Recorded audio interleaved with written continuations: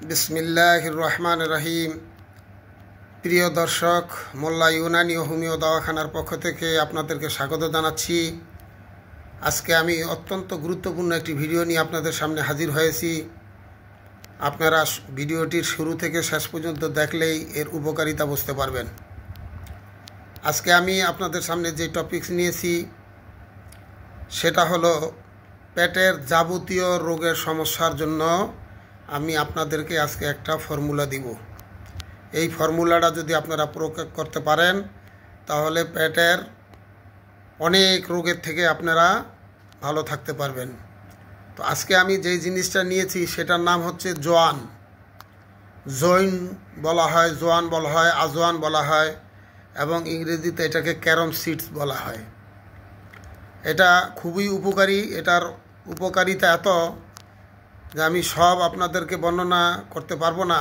তো আমি কিছু আপনাদেরকে জানাই দিতেছি। যেমন এই জোয়ানের দ্বারা আপনার হাঁপানি, শ্বাসকষ্ট, তারপরে শরীরের চর্বি কমাতে, এরপরে আপনার সর্দি কাশি, গলা ব্যথা, ডায়রিয়া, পেট ব্যথা, গ্যাসের সমস্যা, হজম না হওয়া, বুক জ্বালা পোড়া করা, এই সমস্ত রোগে এটা খুবই উপকারী।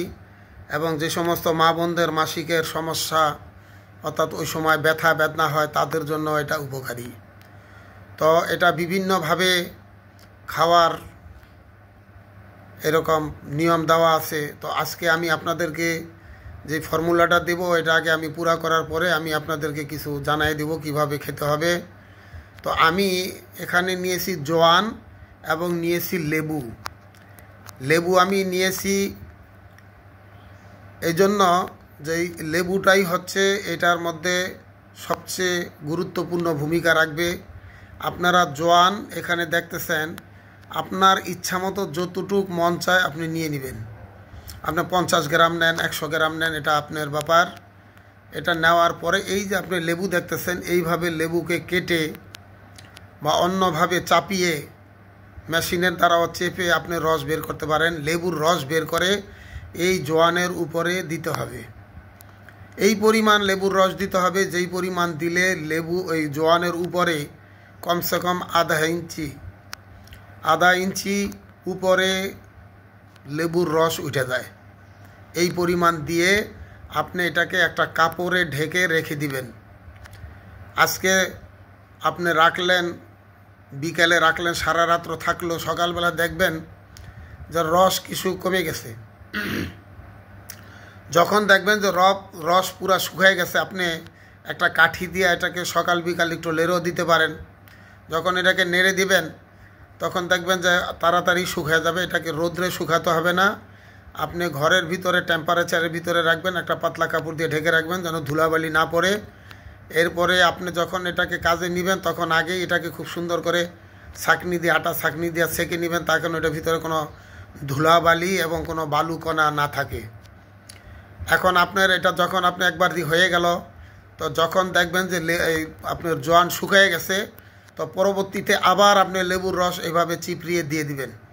এবং লেবু চিপড়ানোর জন্য বাজারে এরকম পাওয়া যায় চাপুনি, ওই রকম দিয়ে আপনি চেপে রস বের করে দিবেন।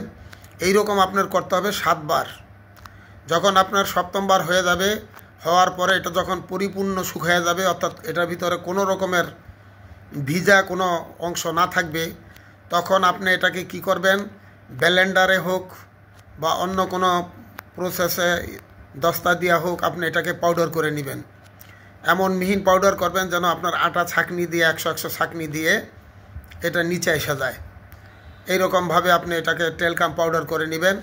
করার পরে এরপরে আপনি এটাকে বয়ামে করে কাচের বয়ামের মধ্যে সংরক্ষণ করে রেখে দিবেন। খাওয়ার নিয়ম খুবই সিম্পল, সাধারণ। আপনার যাদের এরকম অ্যাসিডিটি, বুক জ্বালা পোড়া এবং পেটের ব্যথা অর্থাৎ পেট সম্বন্ধীয় যে কোনো সমস্যায় আপনি খাওয়ার পরে 2 আঙ্গুল দিয়ে যতটুকু আপনার আঙ্গুলে ওঠে ওই পরিমাণ আপনি মুখে নিয়ে আপনি চেটে খেতে পারেন বা খাওয়ার পরে একটু পানিও খেতে পারেন। আপনার এটা খুব টেস্টিও হবে, যেহেতু এটার মধ্যে লেবুর রস আছে, ভিটামিন সি আছে। তো এইভাবে আপনি এটাকে খেয়ে নেবেন, ইনশাল্লাহ আপনার পেটের যাবতীয় রোগের থেকে আপনি কি বলেন নাজাত পাবেন। যদি কারো এরকম বমি হয়, হঠাৎ এরকম বমি শুরু হয়েছে, থামে না, তো ওই সময়ও আপনি এরকম দিতে পারেন। আবার যদি বমি না থামে আবার 15-20 মিনিট পর আবার দিলেন, ইনশাল্লাহ ঠিক হয়ে যাবে। যদি কারো এরকম কি বলেন বুক জ্বালা পোড়া করে, খাওয়ার পরেই বুক জ্বালা পড়ে, অর্থাৎ অজীর্ণতার, খানা ঠিক মতন হজম হয় নাই, তাকেও আপনি এইভাবে খাওয়াতে পারেন। অর্থাৎ রেগুলার বাসার সবাই যদি এটাকে খাইতে থাকেন তাহলে ইনশাল্লাহ সবার জন্য এটা উপকারী হবে।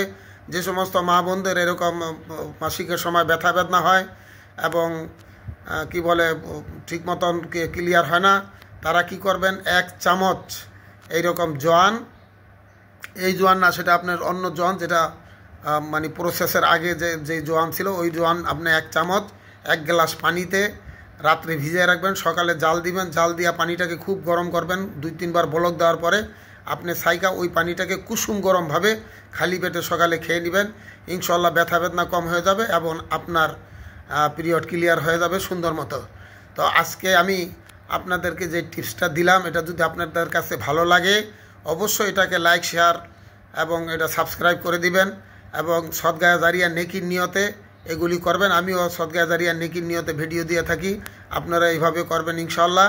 আজকে আমি এখানেই রাখলাম। আসসালামু আলাইকুম।